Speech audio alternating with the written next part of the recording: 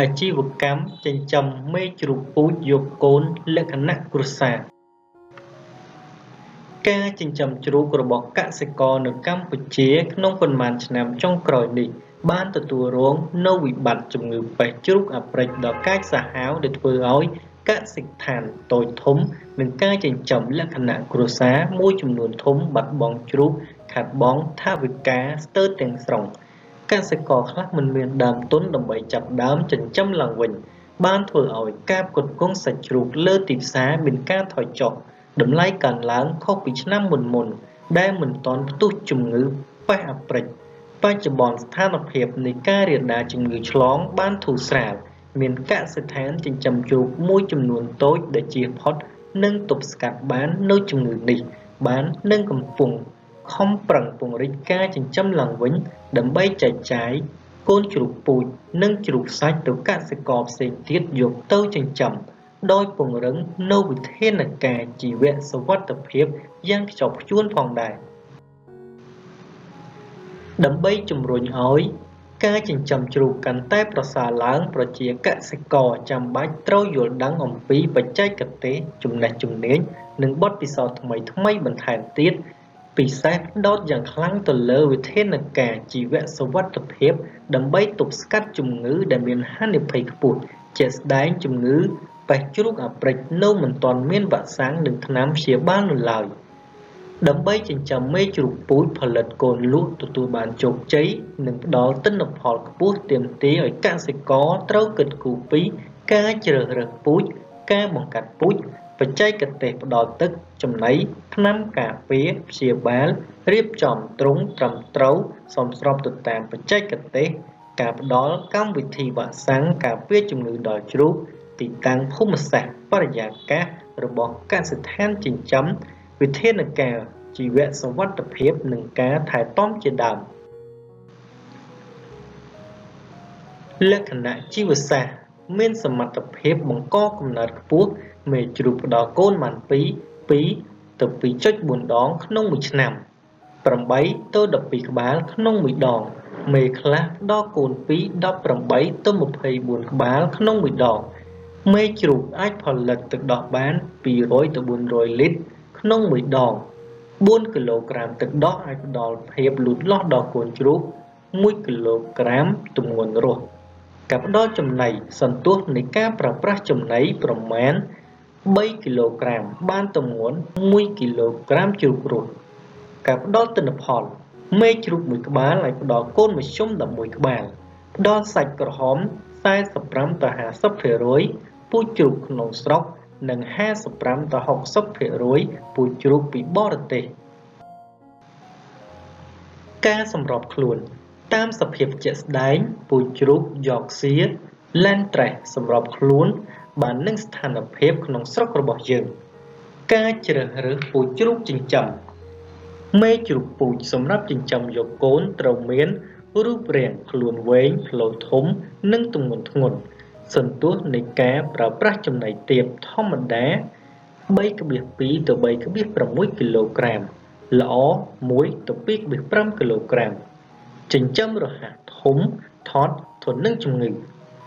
ទិន្នផលសាច់ដែលផ្ដល់សាច់ក្រហមច្រើនសាច់ផុយមានដោះ6គូឡើងក្បាលដោះល្អមិនខ្វះចន្លោះដោះពី1គូទល់1គូស្មើគ្នាចេះចិញ្ចឹមកូនសម្បូរទឹកដោះវិធីសាស្ត្រចិញ្ចឹមវិធីសាស្ត្រនៃការចិញ្ចឹមមេជ្រូកពូជផលិតកូនគឺអាស្រ័យទៅលើស្ថានភាពទីតាំងភូមិសាស្ត្រពូជជ្រូកដោយការចិញ្ចឹមមានលក្ខណៈខុសៗគ្នា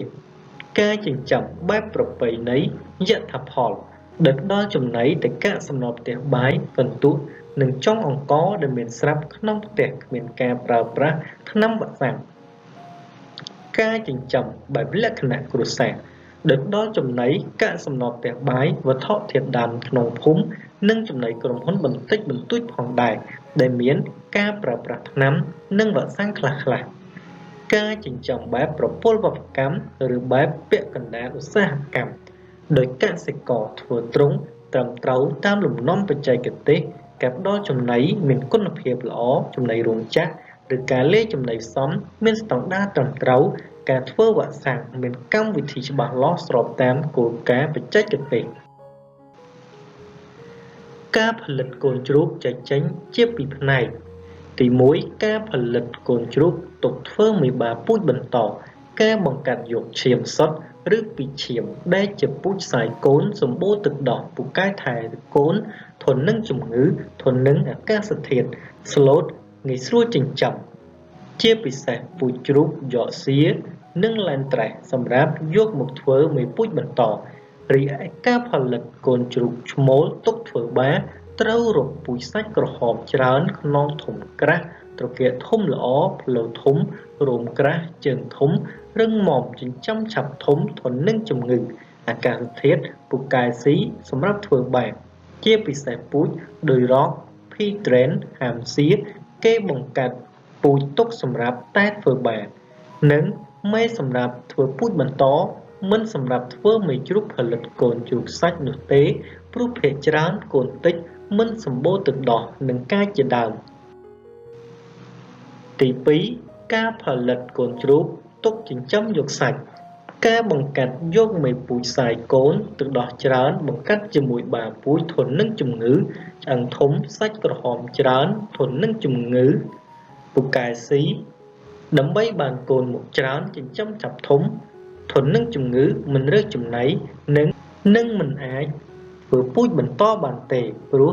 កាត់ទៅតាមខាងបាដែលជាពូជកូនតិចមិនសូវសម្បូរទឹកដោះការរៀបចំទ្រុងការរៀបចំទ្រុងនិងទំហំទ្រុងគឺអាស្រ័យទៅតាមប្រភេទពូជជ្រូកនិងតាមតំបន់ឬទីតាំងជាក់ស្ដែងនិងធនធានផ្ទាល់ខ្លួនតែក៏ត្រូវមានផ្ទៃក្រឡាសមស្របផងដែរ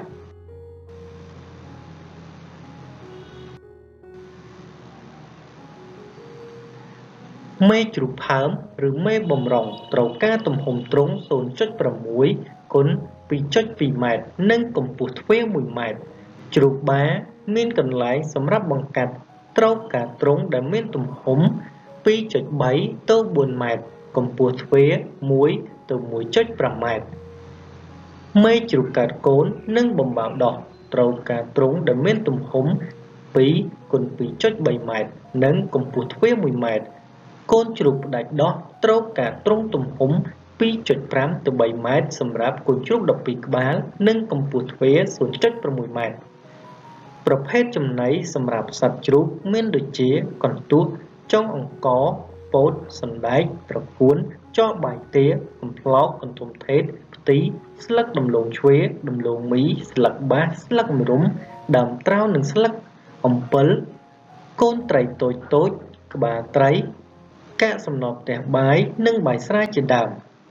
ការប្រើប្រាស់ចំណីសម្រាប់ពីក្រុមហ៊ុនសុទ្ធ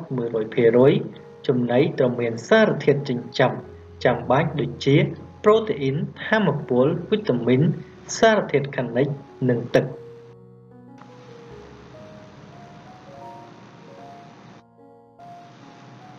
តម្រូវការទឹកសម្រាប់ជ្រូក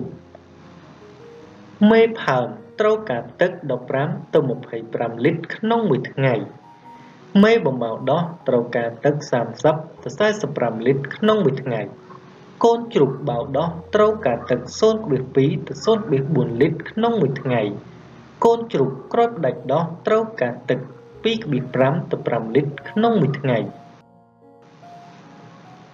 ការថែទាំនិងផ្ដល់ចំណីបានត្រឹមត្រូវដល់មេជ្រូកពេលមានគោគឺមានសារៈសំខាន់ណាស់សម្រាប់ជួយឲ្យគោមានការរីកចម្រើនហើយក៏អាចរក្សាកូនទាំងនោះឲ្យបានល្អ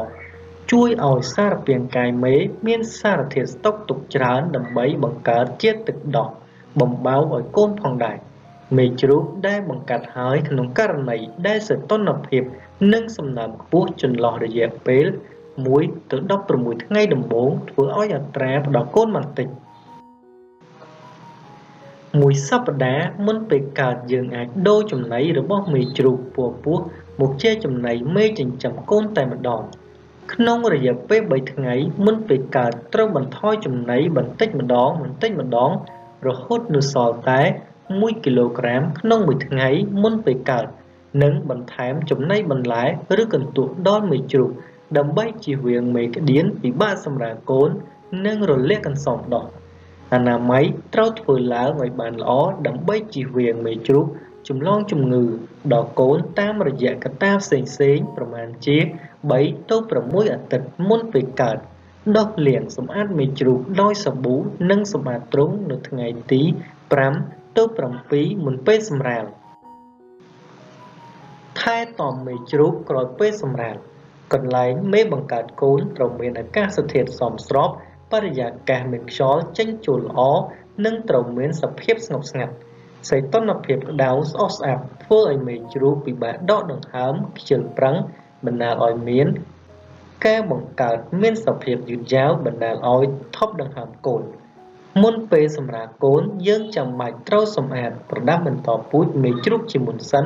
ពិសេសចន្លោះយោនីនិងទ្វារធំព្រោះកន្លែងនេះមានសភាពកខ្វក់ដែលងាយចម្លងមេរោគបំផុតការចាក់វ៉ាក់សាំងការពារសុខភាពមេជ្រូកគឺយើងចាក់មុនបង្កាត់6ថ្ងៃឬផើមបាន60ថ្ងៃ2ឬ4សប្តាហ៍មុនបង្កាត់ឬ2សប្តាហ៍បន្ទាប់ពីកាត់កូន10ថ្ងៃមុនផ្ដាច់ដោះ4សប្តាហ៍មុនកើត18សប្តាហ៍ឬ3សប្តាហ៍មុនកើតនិង10ថ្ងៃមុនកើតរយៈពេលនៃការចិញ្ចឹមមេជ្រូកយកកូនជាមធ្យមអាចបង្កើតកូនបាន 2.4 ដងក្នុងមួយឆ្នាំដោយចំណាយពេល5ខែក្នុងមួយសម្បុកជាមធ្យមបានកូនជ្រូក11ក្បាលកសិករអាចលក់ជាក់ស្ដែងដោយអាស្រ័យលើគុណភាពកូនជ្រូកនិងតម្លៃនៅលើទីផ្សារឥឡូវនេះយើងស្វែងយល់ក៏ដូចជាវិភាគសេដ្ឋកិច្ចទៅលើការចិញ្ចឹមមេជ្រូកយកកូនករណីចិញ្ចឹមមេជ្រូកពូជផលិតកូនតាមបែបប្រព័ន្ធវប្បកម្មនៅតាមផ្ទះដោយកូនជ្រូកចំនួន792ក្បាលចំណូលសរុបពីការលក់កូនជ្រូកក្នុងមួយឆ្នាំដោយយើងគិតថាក្នុងមួយឆ្នាំយើងទទួលបានកូនជ្រូកចំនួន792ក្បាលហើយយើងអាចលក់បានក្នុងតម្លៃ34,000រៀលក្នុងមួយក្បាលដូច្នេះក្នុងមួយឆ្នាំយើងទទួលបានប្រាក់ចំណូលសរុប269លាន28,000រៀលហើយចំណាយសរុបយើងចំណាយអស់127លាន15,000រៀលចំពោះចំណាយបងប្អូនអាចមើលទៅក្នុងតារាងនេះបានដើម្បីដឹងថាយើងចំណាយទៅលើកត្តាអ្វីខ្លះ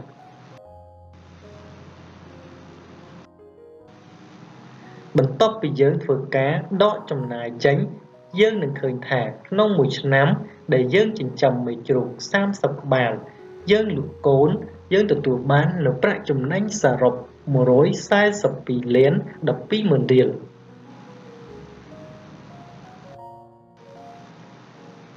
ក្នុងករណីកូនជ្រូកទទួលបាន11ក្បាលក្នុងមួយសម្បុកការចំណាយលើថ្នាំវ៉ាក់សាំងចំណីច្រើននាំឲ្យការចំណាយខ្ពស់ចំណេញក៏ច្រើនផងដែរ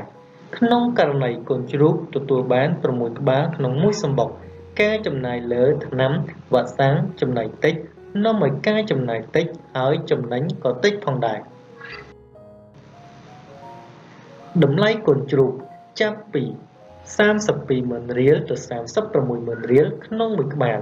នៅក្នុងថ្ងៃទី24ខែមីនាកន្លងទៅកសិករចិញ្ចឹមមេជ្រូកផលិតកូនលក់បានតម្លៃ34,000រៀលកសិករអាចចិញ្ចឹមមេជ្រូកផលិតកូនអាចប្រឈមនឹងហានិភ័យមួយចំនួនដូចជាហានិភ័យផលិតកម្មទោះបីមានបទពិសោធន៍ក្នុងការចិញ្ចឹមជ្រូកយូរឆ្នាំក៏ដោយទិន្នផលដែលទទួលបានអាចទាបជាងការរំពឹងទុកដោយសារការថែទាំមិនបានដិតដល់ល្អគុណភាពចំណីមិនស្ថិតស្ថេរការរក្សាសីតុណ្ហភាពនៅក្នុងរោងចិញ្ចឹមមិនបានល្អជាពិសេសការរាលដាលជំងឺឆ្លងដល់សត្វជ្រូកកសិករចិញ្ចឹមជ្រូកនៅខ្វះកម្លាំងពលកម្មជំនាញពុំសូវមានអ្នកដែលមានបច្ចេកទេសបទពិសោធន៍ពីស្ថាប័នជំនាញជួយណែនាំដដល់ហានិភ័យទីផ្សារទាក់ទងផលិតភាពនៃការបាត់បង់ទីផ្សារឬតម្លៃដែលទទួលបានទាបការធ្លាក់ចុះនៃការលក់និងតម្លៃចំណីជ្រូកមានការកើនឡើងចំនួនអ្នកប្រកួតប្រជែងក្នុងស្រុក ជាពិសេសការនាំសាច់ជ្រូកចូលពីប្រទេសជិតខាងច្រើនធ្វើឲ្យអ្នកចិញ្ចឹមជ្រូកសាច់ថយចុះពិបាកលក់កូនជ្រូកទី3ហានិភ័យហិរញ្ញវត្ថុកសិករចិញ្ចឹមមេជ្រូកផលិតកូនមិនមានទុនគ្រប់គ្រាន់សម្រាប់វិនិយោគនិងប្រាក់បម្រុងសម្រាប់ទប់ទល់ហេតុការណ៍កើតឡើងដោយចៃដន្យទី4ហានិភ័យបរិស្ថានប៉ះពាល់ដល់ការរស់នៅរបស់អ្នករស់នៅជុំវិញកន្លែងចិញ្ចឹមបណ្ដាលមកពីក្លិនលាមកនិងសំឡេងជ្រូកស្រែកករណីកសិករចិញ្ចឹមជ្រូកពុំមានលទ្ធភាពសងទ្រុងជ្រូកឲ្យដាច់ដោយឡែកឆ្ងាយពីលំនៅឋានកសិករត្រូវធ្វើអនាម័យសម្អាតទ្រុងជាប្រចាំនិងមានទីស្តុកលាមកជ្រូកឲ្យបានត្រឹមត្រូវឬបង្មានលទ្ធភាពអាចសង់ជាឡជីវឧស្ម័នសម្រាប់ប្រើប្រាស់បានទៀតផងជាទូទៅអាជីវកម្មចិញ្ចឹមមេជ្រូកយកកូននេះមានផលចំណូលខ្ពស់ប្រសិនបើកសិករចិញ្ចឹមជ្រូកមានបទពិសោធន៍និងអនុវត្តតាមបច្ចេកទេសបានត្រឹមត្រូវអាចទទួលបានទិន្នផលខ្ពស់ថ្លៃដើមចំណាយទាបអាចប្រកួតប្រជែងជាមួយតម្លៃកូនជ្រូកនាំចូលពីបរទេសប្រាក់ចំណូលនឹងមានការកើនឡើង